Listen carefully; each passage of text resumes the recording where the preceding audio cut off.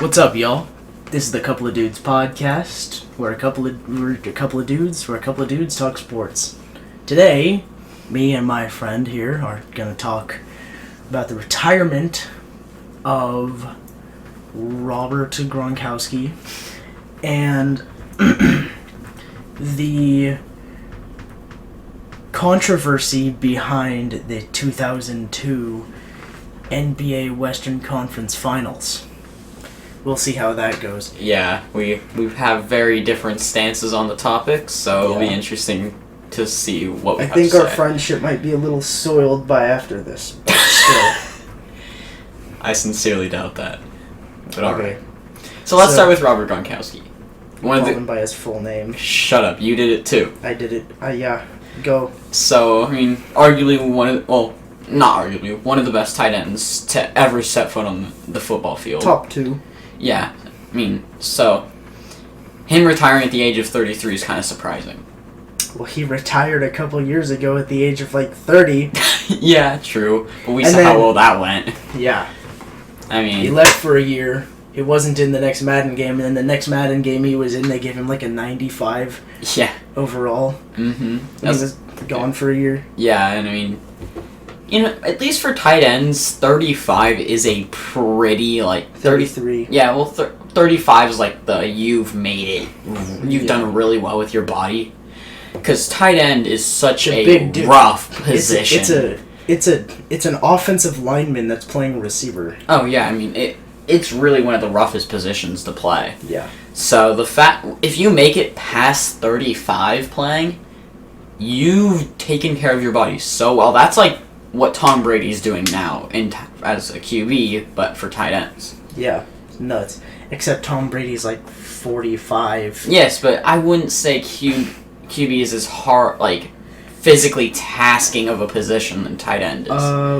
Sure, Tom you get Brady sacked by big men, but I'm not gonna say.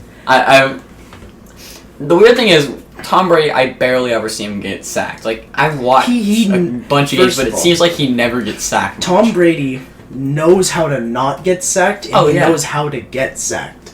He knows how to step up in the pocket. He knows how to not get sacked by stepping up in the pocket. Mm-hmm. And 2, he can scramble. He can take off for yards if there's no one in front of him. Yeah. And then B, he knows how to get hit. Mm-hmm. Oh, he's definitely learned the art of getting hit and taking it really well. But still, tight end is just, you're getting hit by DBs, linebackers, linemen. You ain't getting rocked, though. Sure, you're still bigger, but you're still getting hit with that force. Sure, your body may be unless it's Ray Lewis, you're not gonna rock Rob Gronkowski.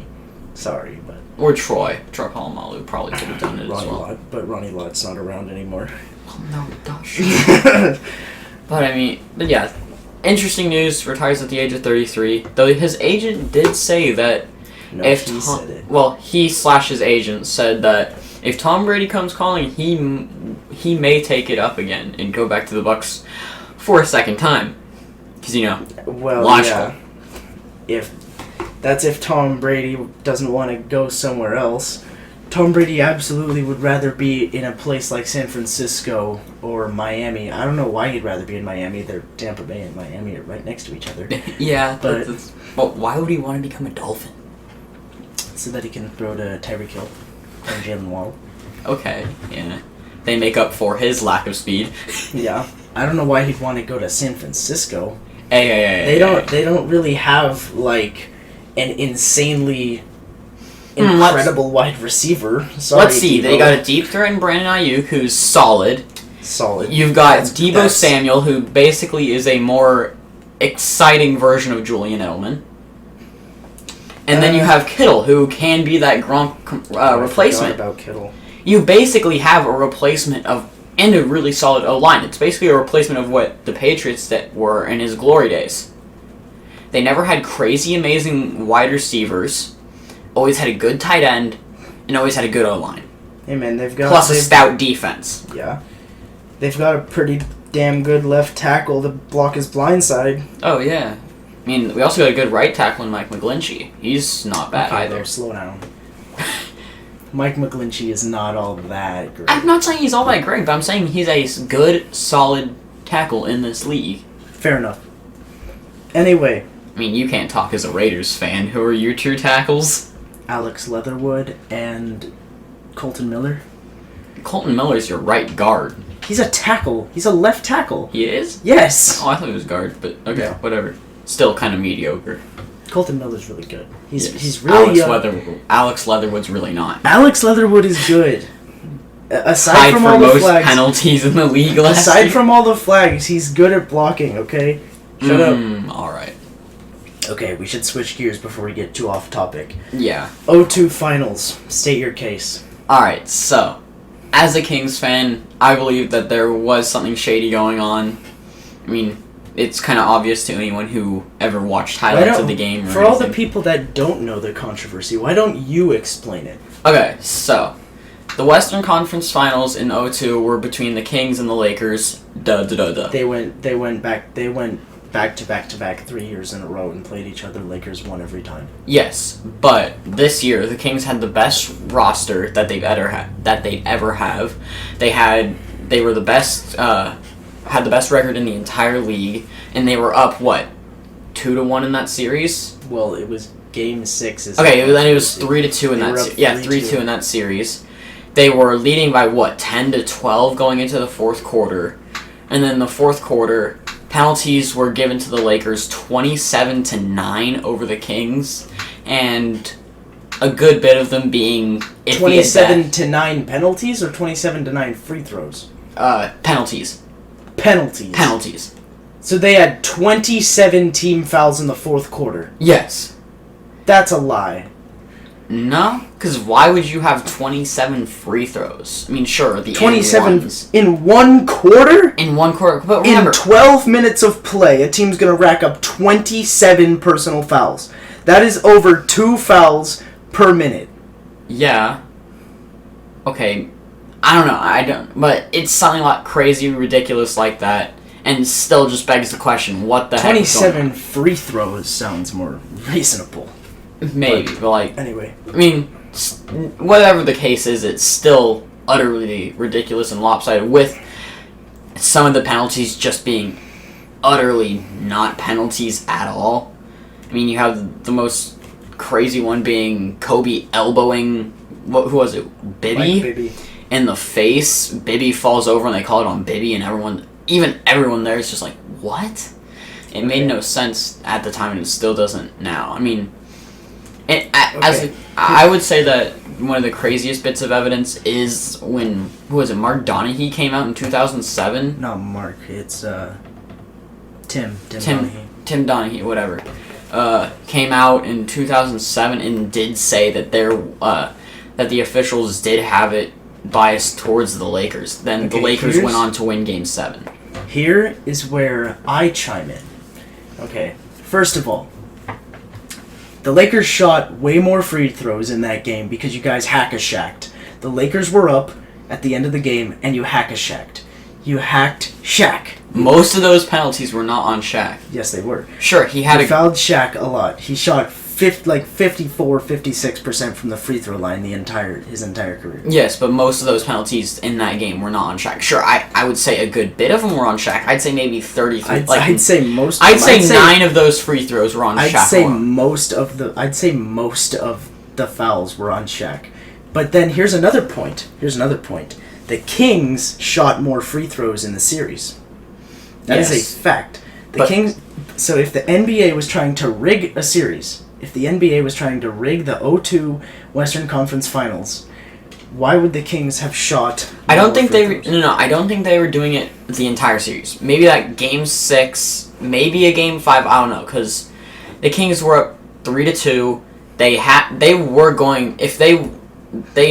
I just don't think the NBA wanted a smaller market team in the NBA Finals because that would hurt revenue and things like that. But the Kings had one of the most well-known, well-liked rosters in the entire NBA with Mike Bibby and still. If the NBA if the NBA had to choose between a liked team that hadn't had much success or a team that would give them more revenue, they're going to choose the team with more revenue. The NBA I'm just saying, the NBA prints money every year. The NBA makes so much money, it's nuts. They practically print money every year. Yeah, but do you think that stops them from getting more? Why would they risk all of that if there was evidence that came out that they rigged a playoff series? I mean, there's no such for. Also, I also say, what evidence do you have that they did rig the series? I mean, we can say that Tim Donaghy said that. I mean, you can't say that they didn't. Who is Tim Donaghy in this scenario? Okay, Tim Donaghy was the lead official in that group for that series. That is not correct. Tim Donaghy never reffed a game in that series. He was You can Google that. Tim Donaghy never reffed a game in that series. So he has no way of knowing that the NBA rigged that series. He has no way of knowing that. And then he only said the NBA rigged the series because they were going to press charges on him. They were going to press charges on him for rigging games. Or not really press charges. They were going to sue him for rigging games. But Tim Donaghy came out and said that after they were going to do that. And then again, Tim Donaghy's scandal when it came to point shaving because he was betting on games didn't happen for another 3 years. That didn't happen until 2005, until that was confirmed that was going on. And then, I was going to say something, but I forgot. You continue. I mean, honestly, I feel like this is just one of those things where no one's going to truly know the answer until the NBA comes out and says something here. I mean, I feel like every fan of every team is going to have their opinion. Do I feel like most people would agree that there was something suspicious going on? Sure. Because the NBA has a history of trying to plan things towards bigger market teams so they could get more history? So 1986 draft lottery, I believe, with Patrick Ewing going to the Knicks. Yeah, I can understand that one. David Stern was a big Knicks fan. He wanted to bring glory back to the Knicks. But the problem was the Knicks still never won a finals. Yeah, but I mean, it was still a bigger market team. If a big player went there, such as Patrick Ewing. Who was the other team that was in the lottery? Oh no, I don't think anyone cares because they were the one that missed out on Patrick Ewing. Let's be honest. It does matter because you say the Knicks were a bigger market, but it depends. If the other team was the Lakers, which I doubt. 1986 Lakers. Was it the Clippers? They're both from LA. Yeah, but they probably both suck. Yeah. Well, they probably were both pretty good. Well, I wouldn't say the 86 the Clippers were good back then, but like still. I mean, then again, also 2011 Hornets that were owned by the NBA and David Stern. With Kobe and Chris Paul. Yeah, with the Chris. That would have happened, but. Yeah, but of course, yeah, which. Because they wanted to stop. They wanted to keep more star players in more small market teams because New Orleans, is not a very big market. No. They wanted to keep more small market, more star players in small market teams to attract more fans, which means more revenue. That's why they kept Chris Paul from going to LA. Yeah, which still doesn't make sense that they did that. But they didn't try to stop anything with the Heat, big three. They didn't try to stop anything with the Nets big group. Then in 2012, the Nets big. You mean with Kevin Garnett and Paul Pierce? They didn't deny that. They were declining. They were declining very fast, and it was a stupid trade from the beginning for the Nets to even trade for those two players. They were both in their late 20s, early 30s, and it was pointless. Oh yeah, they threw away their entire future to make that trade happen. Yeah, but I feel like there's just still something strange going on. I mean, the NBA does, like I said, has a history of sketchy things to get more revenue. Okay. Well, that's the show. I mean, yeah, I guess. Is there anything else we want to talk about, like NFL things? I don't know. I stated my case. Of which I'm certain, as in the words of Frank Sinatra. But that's the show. This is the Couple of Dudes podcast. Where a couple of dudes talk sports. I'll see you later. Yeah, peace out, guys. Peace out.